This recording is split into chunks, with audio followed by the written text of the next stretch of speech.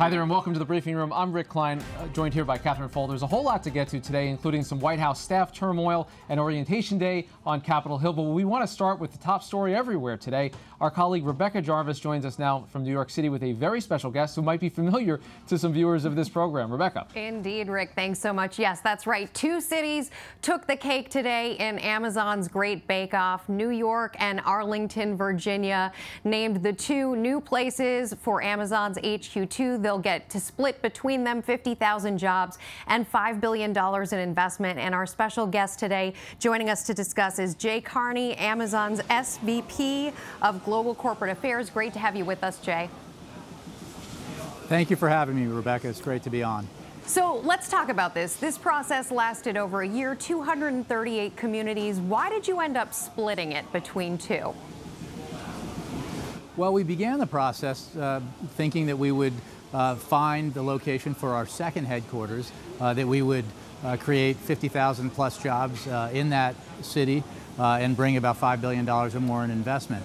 As we went along, especially after we narrowed it down to 20 from the original 238, we really dug in on what our most important criteria were, what were the driving factors. And really the most important of all was talent. 50,000 is a big number. We're a tech company. We need a lot of tech talent. We needed to go to a place that had access to existing talent and also a place that would be attractive to folks that we would be recruiting to move.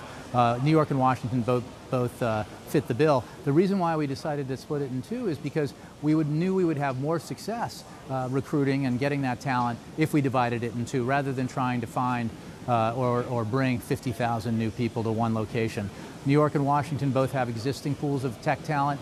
They're also world-class cities that people want to move to. And so if you're competing with other companies for talent and you can say, come to the Washington area, Arlington, Virginia, come to New York City, or come to Seattle, we feel like we have a lot to offer to potential Amazonians. I gotta say, Jay, though, I've been getting emails all day long from colleagues in Chicago, in Indianapolis, in Pittsburgh, who are saying, of course we have talent here. Why didn't Amazon choose us if this is really about talent?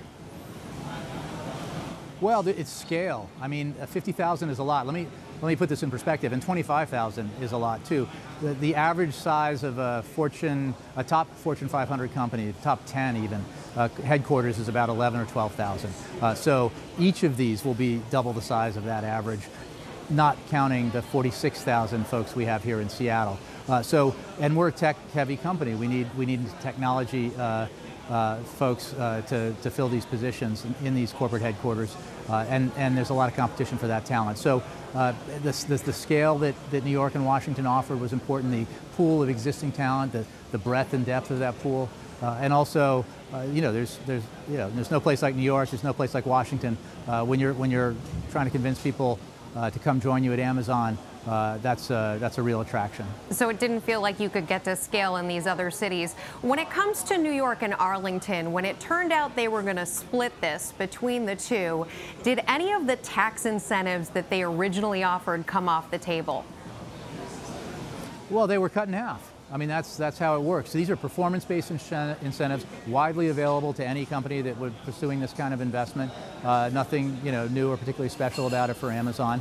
When we said our floor is going to be 25,000 instead of 50,000, the incentive packages were reduced accordingly. And in each case, this isn't pay us now and hope we deliver in the future. This is we get the incentives only after we deliver on the job creation, and we'll be reporting that job creation every year in order to capture the incentives offered. I'd also point out that incentives were not the driving factor for us. It's very common practice. Cities across the country and across North America participated in this, and all of them had economic development offices and put together proposals that included incentives. But incentives weren't the most important. If you look at some of the proposals that cities have released publicly, you'll see that some places were offering significantly higher incentives, but we really focused on our talent needs and the desirability of moving folks to New York and Washington if we couldn't find them locally, and that's why we chose those places. Amazon also, Jay, got its hands on a lot of very valuable data throughout this process. What does the company plan to do with that information? Will it be used in the future to target customers? This is a perplexing question because we're talking about publicly available information about cities' economic growth, their education systems, their transportation systems, and the like. This is not, this isn't, this is just information. This is the kind of stuff that any company doing any kind of significant investment in any city would gather and find from publicly available sources. So I mean, I think any company that wanted to find out the information, the kind of information that we found out, could find it. We used about 100 different metrics when we were looking at different criteria, including housing, transportation, education. We looked at surveys that are publicly available that various firms have done about the desirability of locations, where do young people coming out of college want to live, that kind of thing. All these bits of information went into the decision we made, but there's nothing, this is not valuable beyond what you can find publicly. But is there anything that you will use from this research to acquire new customers, to target consumers with specific advertising now that you have this information? No, I don't. Again, this was information about, like, what do the schools look like? What does the transportation grid look like? What are the capacities? What kind of investments will need to be made in order to accommodate 25,000 additional employees? How big is the airport? What's the growth potential there? What's the average education level? How much, it may be, universities, cities that have a lot of universities but aren't heavily tech versus cities that have, universities with computer science departments or engineering schools. That's the kind of data we're talking about here. So I don't think it's really applicable to a business use. It really was all about deciding, the best location to find employees and to attract employees. And finally, Jay, now that the results are in, that it's New York and Washington, D.C., was it really necessary to hold this sweepstakes across the country? Well, absolutely. We began with a completely open mind. I promise you that. I was in meetings with our CEO and founder, Jeff Bezos, consistently over the course of the year. We deliberated a lot about different options. And, it wasn't until recently that we settled on the idea of splitting the headquarters, and that we came to the conclusion that the Washington area, Arlington, Virginia, and New York City were our best options. But there were a lot of great proposals. We saw huge potential in a lot of locations across the country, especially in the 20 locations that made our finalist list. And in fact, even during this process, we've announced 6,000 jobs in cities that were part of the top 20 but didn't make the final two. So that kind of growth is going to continue. I think we've seen some feedback from places like Miami and Toronto and elsewhere where just being part of this process has elevated their visibility, those cities' visibility as potential places for tech company investment, and that's been a plus for them. And I think they've also seen how they can work together with all their stakeholders in their cities to make those locations even more attractive for investment. So I think there's a lot of upside to this process. Also, because we planned this out and we did it publicly, we're now making these investments in New York and Virginia in a way that we can work with those communities, knowing that we're going to create at least 25,000 jobs in each location, and we in the communities can help address some of the effects of that growth in a way that's most beneficial to a community. A lot of companies, including Amazon here in Seattle, they start small and they grow organically. Nobody would have predicted that Amazon would have 46,000 employees in Seattle when they launched in Jeff's garage 20-some years ago. Now we know what we're going to be doing in New York and Washington, and we can help the communities plan accordingly and build out accordingly with transportation and education and the like. Amazon's Jay Carney. Thanks so much for joining us today, Jay. Thanks. All right, Rick, back over to you in Washington, D.C. We got to figure out a business to start in a garage. No I think kidding. that's the bottom line. And our thanks to you, Rebecca Jarvis, for bringing us an interview with Jay Carney, a former White House press secretary. Would have had a spot right here in the briefing room in another incarnation of Jay Carney. We were a week after the election, and there's some unfinished business. Of course, just last night, a concession in the Arizona Senate race. Democrat Kyrsten Sinema is now the winner there, a Democratic pickup. We are still waiting on the results of a recount in both the Florida governors as well as the Senate race.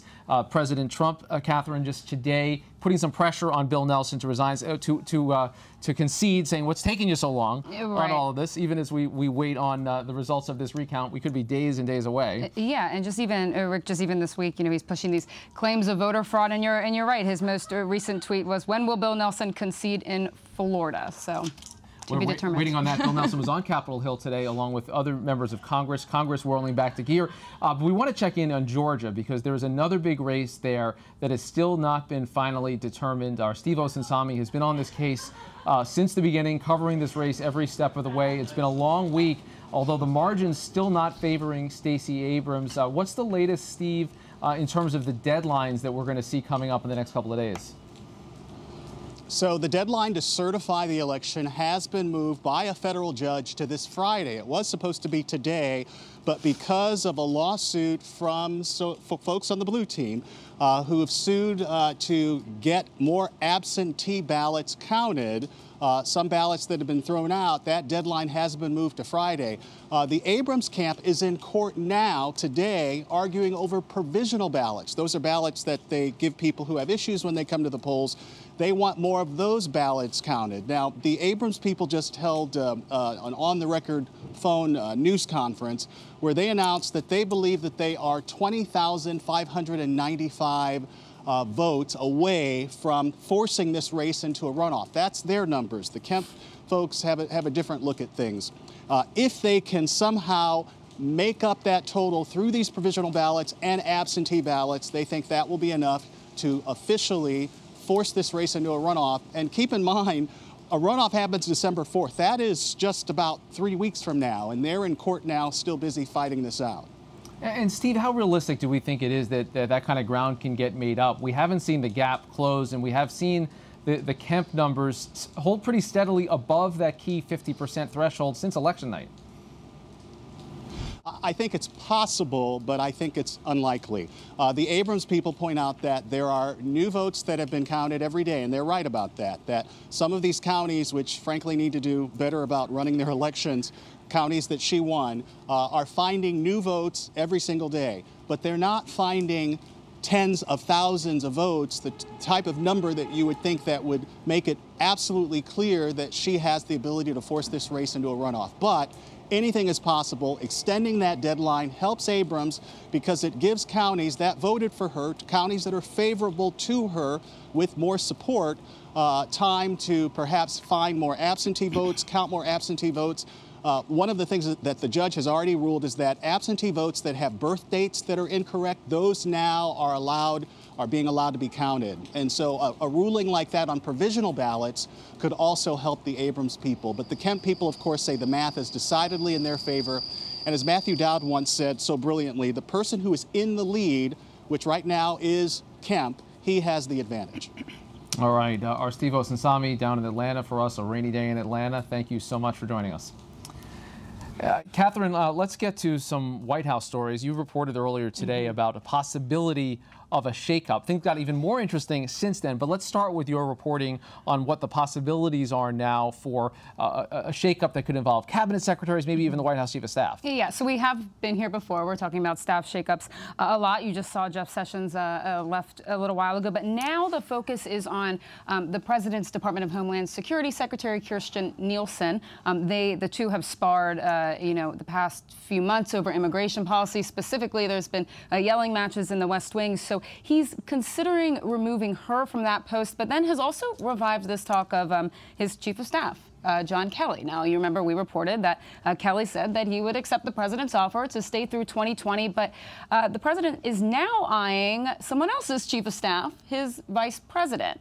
His vice president's chief of staff, Nick Ayers. The two have become really close, and Ayers was there on election night in the White House huddling with the president, and they've had a conversation about this particular job. But as you mentioned, things just moments ago got a little interesting in the White House. So it's maybe too often in this Trump White House you say, I've never seen this happen before. No. I can never recall an incident like this. And what we're referring to specifically, Catherine, is that the First Lady put out a public statement identifying an individual, the Deputy National Security Advisor, Mira Ricardel, and said that this woman no longer deserves the honor of working in the White House any longer. We saw her just today. Yeah, the chain of events here was quite striking. You had a story that mentioned our reporting about Kelly and Nielsen, but also said that that the president had removed Bolton's deputy national security advisor. Okay, so the story was there, and then she showed up behind the president in this event in the West Wing. Then the First Lady's office said it is the position of the First Lady that, she, referring to Rick Cardell, no longer deserves the honor of serving in this White House. And now sources tell us that just moments ago, she was escorted off the grounds of the White House. Now, you remember the First Lady's office releasing this statement in that interview with Tom Yamas when they sat down in Africa. She said that there are still people in the West Wing that she doesn't think the president can trust, but wouldn't name them. So this is clearly an example. But what do we think could even potentially be behind this? This is such a strange turn of events to go into the deputy national security advisor, and obviously there's some kind of a personal conflict here. I can't imagine that the First Lady's office would speak publicly like that unless they felt like they needed to at that moment. Right. That's a good question. Exactly what led to this, what happened here, what was the conflicts with John Bolton, how does it relate to John Kelly? I think we're still really trying to sort all of that out, but there clearly is an issue between the First Lady and this woman. And it would appear to be resolved in that way. Stay tuned for more in terms of the shakeups. Follow Catherine's reporting at abcnews.com. It's been terrific every step of the way. An interesting moment today was we mentioned orientation for freshman members of Congress. Lots of them are swarming around Capitol Hill trying to get their bearings. Usually it's a day you check out the new offices, you get told a little bit about staffing positions, but there was a protest, not an unusual thing, outside Nancy Pelosi's office. She's, of course, the front runner, the presumed next speaker, although she hasn't locked down the votes yet. This was around environmental issues to encourage more quick action on global warming. Someone interesting showed up, Catherine.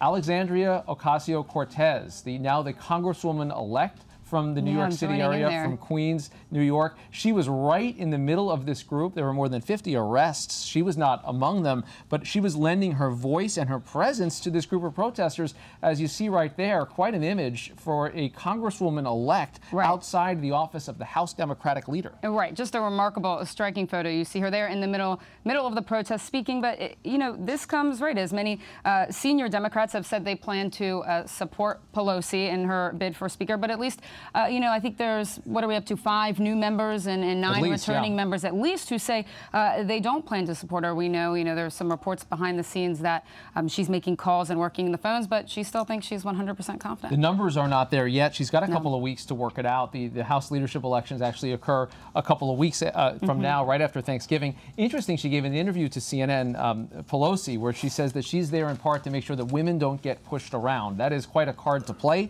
at this moment. Intriguing, of course, because so many of these new members of Congress, like Alexandria Ocasio-Cortez, are women themselves. A record number of women will be in the next session of Congress, and she's trying to make a case that it takes a woman who's been there and done that to lead them. Yeah, absolutely, especially during her second bid, and I think it's also sending a message to the other side of Pennsylvania Avenue too, as this all folds out. And before we close today, Catherine, just want to hit on the headline about CNN.